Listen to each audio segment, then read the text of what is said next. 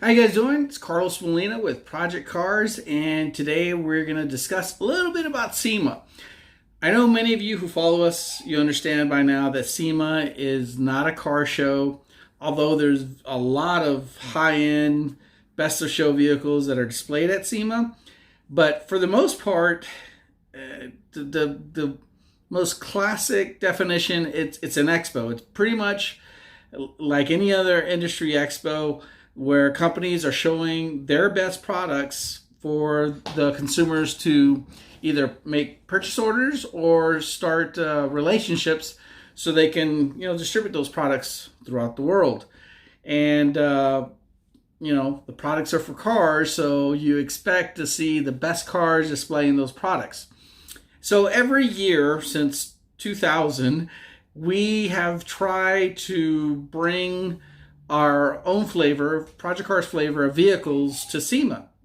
A majority of the time, we try to bring vehicles that are new to the scene, that are first coming out. So, way back when we first started, we had the very first E46 BMWs coming to SEMA in 2000, and then we, moved on to when the SRT4 first came out from Daimler Chrysler. Then the BMW 335. We were one of the very few companies that had a 335 at a SEMA booth. And then, also back a little bit, the Dodge Viper, Chevy Silverado when they had a whole new facelift. Of course, the F-150. A litany of vehicles. And of course, you guys are probably tired of me talking about showing off the Mustang. But every year, whenever there's a new vehicle, we try to get that vehicle so we can help the sponsors that work with us to showcase their parts on a new vehicle. Because that's what it's all about, is they want to showcase their best products on the best possible platform for that product. And what better way to do it than by a new vehicle that just came out. Like last year, the new vehicle that was out that everybody wanted to show off was a Supra. And it was true. Like every other booth had a Supra. If you were in the performance hall, like every other booth had a Supra, because that was the new flavor. It was the flavor of the month, flavor of SEMA. And it was cool. There was a litany of different variety of Supras. If you were a Toyota fan or you were thinking about buying a Supra, SEMA was a place to be, so you could see different ideas for your future Supra. Well, this year, of course, we're going to try to do our best and help our sponsors with the vehicles that will produce, end result of sales for them down the road. So for those of you watching right now, this is what we're going to do. If you comment below on the YouTube channel and you put down a vehicle that you think that we're going to produce for SEMA this year, and then if we do produce that vehicle, then you're going to get a Projekt Cars t-shirt. Little contest going on. It's going to take a while to find out who the winners are, but you only get one choice, and it doesn't matter if 15 people put, Dodge SRT4. It's not going to be a vehicle, but let's just say. So you only get one choice per account, and we'll see who wins. So a lot of people, when I put up the post, I think about a week ago, what vehicle should I bring to SEMA? A lot of people had different kinds of answers. And I want to tell you some of the planning that goes into why certain companies pick certain vehicles for their booth vehicle. Feature vehicles, that's something totally different. But for the booth vehicle, that vehicle is pretty much gonna, that's going to be the face of that company for a whole year, because everyone's going to remember that vehicle at SEMA. And now with social media, even if you don't go to SEMA, you're going to be able to see those vehicles in the videos that a litany of different people are making about SEMA. So they want to make sure that the vehicle that they pick is going to be a great advocate for their product. So a company like Rugged Ridge, one of our better partners for Jeep products, is going to have the newest Jeep that's out there. Last year, the Gladiator. A company like Toyo Tires, which is all about a lot about performance tires. They also have truck tires. They're going to showcase some beautiful builds, all about performance. A company, let's say like Anderson Composites, they're going to showcase the product. I believe what they do is they showcase the product that not only is new for them, but the one that a lot more people are purchasing that year or want or have requested that year. And so that's the decision that goes into selecting what booth and what vehicle is going to be in a certain booth.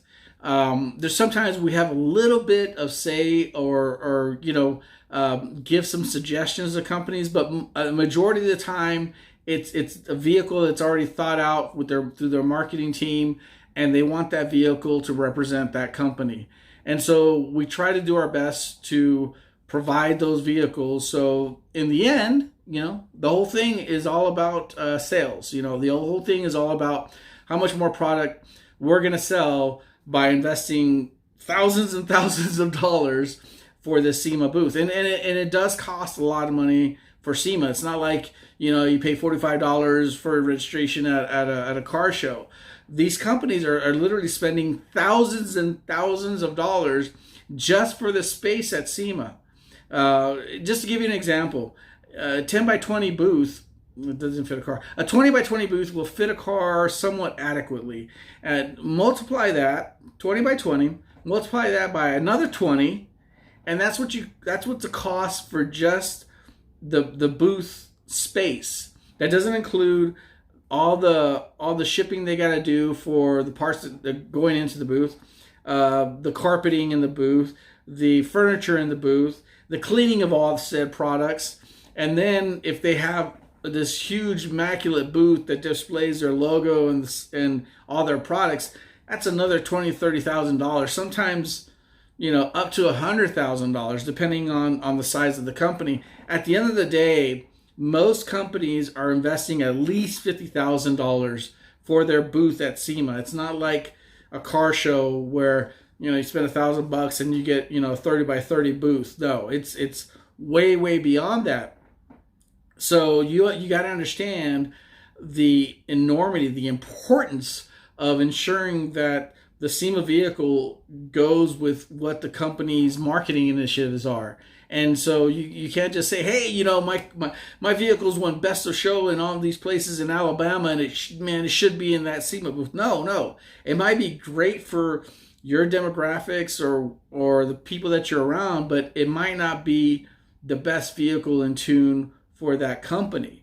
So it's kind of difficult to try to dictate what vehicles are going to be in certain booths. Like wheel companies, they make different types of wheels for different types of vehicles. You have some that make for performance vehicles on one end, and on the other end they got off-road wheels as well. So you might go to their booth and you'll see both of them. You'll see a new wide body Supra with their performance side of the line, and an F-150 lifted with their off-road wheels. So some companies like to have a lot of flexibility. Other companies don't have that much flexibility, so they concentrate on only certain vehicles, and those are the vehicles that you're going to see in their booths.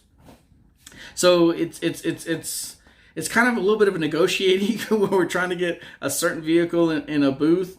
If there is that flexibility. If not, if the company wants a brand new F-150, that's what they're going to get, and so we've tried over the years to bring whatever is new to the table. This past year was a Supra, and this year it's the C8 Corvette. Will we get one? Hopefully, because we got a spot for it. But that's what goes into the selection process for what vehicles we're going to do for SEMA. Now, the feature vehicles are something totally different. As long as a company has a product that fits that feature vehicle that people can see, they're going to allow it as a feature vehicle. It's not so stringent as the one that's going to be in their booth, because that's the one that people are going to see with them, or the representatives of that company on the 4 days of SEMA. And they're going to associate that S550 Mustang with blase company for the remainder of the year, because that's what people saw at SEMA. And so that's what we would try to bring. Now, I'm going to really quick, I need to say this because I've been asked several times on my personal page, if I care and I love my wife as much as I profess I do. Yes, I do. And that's why I make these memes. That's why I do these sayings about her. That's how I feel. I mean, some of you have different outlooks on relationships or whatever. But me, I'm a one gal person, and that's how I feel about my wife. And if I'm not motivated, if I'm inspired one day and I make a really cool meme, I'll do it and I'll post it up on my page because that's how I feel. So enough with that. Because we have ventured off into doing, I've always said that I don't do what everybody else is doing. I don't do what's easy. I don't do what the status quo is. And some of you guys have been following us. We've been doing comic themed vehicles. It all started with even before Todd McFarlane. It all started with the Magna vehicle that we did in 2013. Really didn't have permission for it, so I really didn't do anything else. And then in 2016, we started talking to Todd McFarlane, and we created, the Spawn mobiles. And for some of you that were lucky enough, you were able to purchase an exact replica of the Spawn mobile. The Spawn number 1 right there on the front, and then it has Spawn number 4 Violator in the back, but that has Todd's signature, and here's the other side with Todd's signature. And so last year we did 5 different vehicles with the theme, comic theme, and they're all from Tyler Kirkham's variant covers.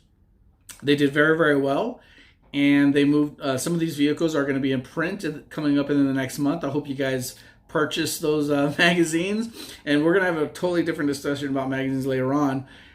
So it's allowed us to work with different artists that we normally probably wouldn't be able to, but with our affiliation with SoldierCon and trying to promote the connectivity of automotive and comic, it's worked out, and we've been able to help out some artists into a different demographic. And so, like I mentioned, Tyler Kirkham, and this is one of the vehicles that we did with him. It's the Deadpool versus Carnage Mustang.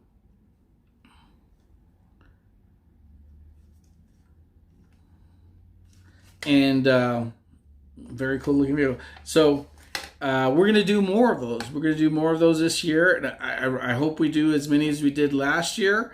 If we do one, that's cool. But it's something that's unique, and I think that we're hitting a different demographic by doing it, and we're combining 2 loves. I mean, I love cars, as you guys know. I also really like comics. I appreciate the artwork that goes into some of these comics.